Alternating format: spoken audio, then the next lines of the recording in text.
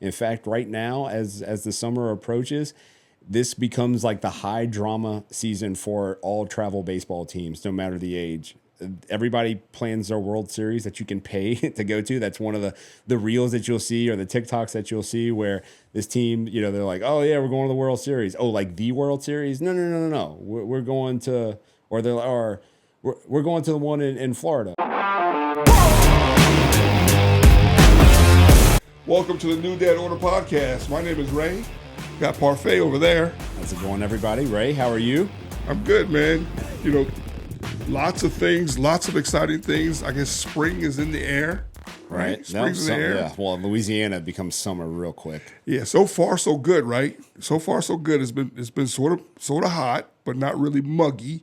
I haven't walked into that wall of steam just yet, which is pretty awesome. I love it. So I know the spring being here, there's a lot of travel ball going on. Oh, so that's all it is right now. I know that I saw a couple of people I know on the Facebook. Hey guys, want to talk to you real quick about a product that is really great for recovery that has just become a very vital part to me as I continue to age, and all these dads out there listening that are going through the same thing that want to make sure that they can keep their energy level up and get that rest that they need. Thirdsy's a product loaded with a bunch of things, which one thing it does not have is melatonin, so you won't be groggy in the morning. Check it out. Promo code NDOZZZ to get you a discount at checkout. You won't be disappointed. It'll help all your recovery to get you ready for the next day. Won a ring. I got another buddy who had a team in Texas, a team in Mississippi. Are we talking girls basketball? We're talking basketball. Yep. Okay. So the AAU is in its prime right now, too. It is. Right? It is. It's I call it travel basketball because I think it's like different levels of basketball. AAU, I think, is maybe the higher level. Okay. When we talk about travel sports. So I know. So AAU's almost become the generic term for travel basketball if you're not super familiar with travel basketball. Yes. Okay. I think that is when someone talks about we're traveling to play basketball. Oh, AAU. It's not always. Really, it's not really AAU, right? AAU is the highest level, I believe, in basketball. So I know that you guys were involved in baseball, travel baseball. I know baseball now. Almost every weekend when I reach out to you, yes, I'm at the park. Been here for 6 to 8 hours already, and I think we got a couple more left. Hopefully, usually. Yeah. So tell me about baseball, because I know a little bit about basketball. There's different levels, like we talked about the AAU portion of it. Right. What about baseball? Well, I'm curious now because I'm going to give you my baseball, and then I really want to know about basketball because having a little athlete, let's see if we can steer him into the air condition. Might not be a bad thing if it happens that way. But with baseball, travel baseball, if your social media feed has anything to do with travel baseball, which mine does, yours probably has zero until after this conversation. You start to realize that a lot of people say that travel baseball is nothing more than a money grab, right? And I think they're partially right. I think it's very easy to say that travel baseball is a money grab when you start looking at the business of what it is. So there is no defined league necessarily for travel baseball. You can choose to play where you want to play. So there's the huge brands of Perfect Game, which I know we had mentioned. Perfect Game, UTSA, 2D. Those are huge brands. You also have local ones, OTC, UACS. Those are on a local level in this area right here. And those are just different travel organizations. Now, your team and what you do with it and where you play, that's totally on you as a coach, fan, or coach, parents, organization, depending on what it is, right? So, and I know I'm throwing a lot of things out there because there are travel baseball teams that are one-offs, meaning like, hey, let's go play for the Fightin' Rays, and we're going to form our own travel ball team, and we're going to be the Fightin' Rays. Or one team that we always, our fake team is the Ponchatoula Pickles. We're like, you know what? All this stuff goes sideways. We're just going to start the Ponchatoula Pickles. And we can make a team and have tryouts and have your own one age group. Or you can do like we do, and we play for an organization. And the organization we play for in this area is the Hammond Yankees. There's from 7-year-olds all the way up to 13-year-olds. Now, we operate independently, but all those teams have different skill levels depending on the age group. Some age groups only have one team. Some age groups have multiple teams. All right. So it makes it different on the skill level of the kids. Now, when you start talking about the skill levels at the tournaments, well, that becomes a whole nother issue in itself too, because there's different classifications. We don't really have single A teams in this area, but there's a double A division, there's a triple A division, there's a majors division in certain. Well, let's just use like Perfect Game and UTSA because those are like two of the biggest ones. So you will register for a tournament and you will place your team. You will register for what division you think your team is based or should play in based on their skill level. So before we go down that road, let me ask this question. There's a lot of costs involved in travel. I know basketball. Yes. Part of that is to travel. The other part is tournament fees. And then the other part is a uniform. Or what kind of breakdown can you give us? It's the same thing. I mean, we and play. Is it because it's the different tournaments that you play at? The more tournaments you play, the more money you're going to have to spend. Just because you're going to have to pay a tournament entry fee. So is that decided before you all start playing, or is that decided as you go? So typically the coach will lay out, this is what we're looking to play. We're looking to play 6 to 7 tournaments in the spring. And we're going to try to stagger them where we'll play every other weekend, or we're going to go back to back on this one because we have a holiday, so we'll end up taking 2 weeks off. It's up to your discretion. You're not forced. You're not in a league. So the travel aspect of it is only because you have to venture to a certain park that's offering a tournament for the particular weekend that you want to play. So that's where it becomes travel. In the end, it's tournament baseball. That's what we're playing. We're signing up to play tournament baseball. We're going to play a 3-game minimum every weekend. So you're going to play 2 games on Saturday. That's going to be pool play. Depending on your results on that, you'll get seeded on Sunday, and you will play till you lose on Sunday. Other fees that come along with that are umpire fees. You pay at the plate.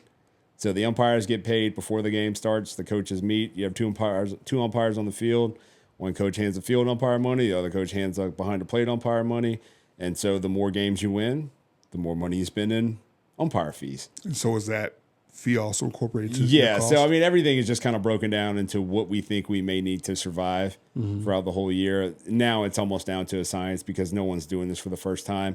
And if you are doing it for the first time as a coach, you have so many people that you can lean on to find out exactly how much it would possibly cost. And like I said, with us being part of an organization, they kind of already know the framework of what we would be looking at between uniforms and tournament fees and whatever else may come along with that. Hey, look, this is pretty much what it's going to be. We have to pay a certain fee to use our facility. We have 24/7 access to indoor cages. That's part of our fees that come along with it. We know that every person is going to have to pay, $70 a month to use those. So when you travel, is it traveling local or do So you fortunately for us, we get to travel local because we live on intersecting interstates, in the area that we're in, and they have quite a few places that we don't have to travel for more than an hour to play. I mean, that's good. Yeah, there's a half dozen fields within an hour of where we sit right here, which is great. But not everybody has that luxury depending on where you live at. I mean, if you live further north Louisiana, you may not have as many options or just whatever. And then also, too, you could choose to go play other places. We chose to go to Mississippi a couple weeks ago to go play. And we went and play out of our league, so to speak. We are a solid AA baseball team, and we went into an open tournament, which means that anybody can play in that field, meaning AA, AAA majors. And we played against some kids that were bringing it. They were good. They were playing some AAA majors tournaments. They play up in age. We're 9U, and they play in some 10-year-old tournaments, 11-year-old tournaments, and we saw it. And we actually had a good weekend. We did, and we held our own. We went 2-0 on Saturday. We lost on Sunday in a game that we probably could have won if we wouldn't have shot ourselves in the foot early on. But you win the weekend, you go 2-1, you stack some wins like that, and then things start to go.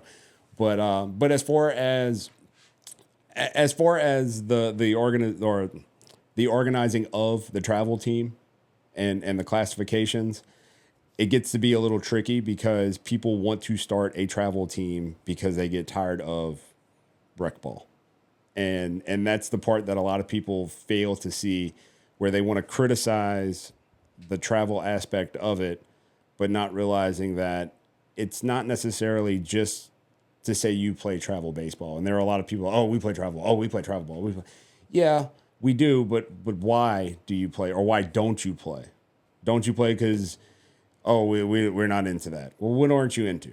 Because the kids that we have on our team, they're very driven, and they deserve to play with kids of equal or greater talent because of the work they want to put in for it. No different than if you're in school and you're not getting challenged in your regular courses in school, and as you get to high school, well, guess what they have? They have honors, right? So to put those kids that do better in a setting where they can be challenged more. Well, it's the same principle with travel sports, where you have kids that played rec ball and you're like, you know what? They work, they're a little bit better. Let's get them better coaching. Let's get them together with kids that are similar in talent, and we can build them to where they're all learning at the same pace, opposed to trying to teach a kid how to throw a baseball. But this kid can do, he's as close to a 5-tool player as you could be at 9 years old. But yeah, they do exist. They do exist because we see them play. And they come together and they form these teams, and the money grab aspect becomes whenever these big organizations, which does basketball have organizations like they do, where, like I said, with the Hammond Yankees, where we have from 7U all the way up to 13U. And that's not the only one. There's teams, the Knights Nation, that span across the Gulf Coast. I mean, all across the Gulf Coast. And they put guys, they have all their stats of guys who make it to the majors and D1, baseball players, just and same thing. They go from 7U all the way up to like 13U and showcase teams. Does AAU have that with that type of organizational structure?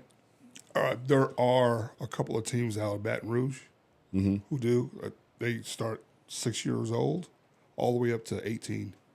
There's a couple of girls that are playing for LSU that came out of the organization. Really? Yep. There's a freshman now who came out of that organization. I can't recall what the name of it is. But it does. But they do exist. Oh, yeah. Huge organization. It's like, we play for this team. Oh, you do?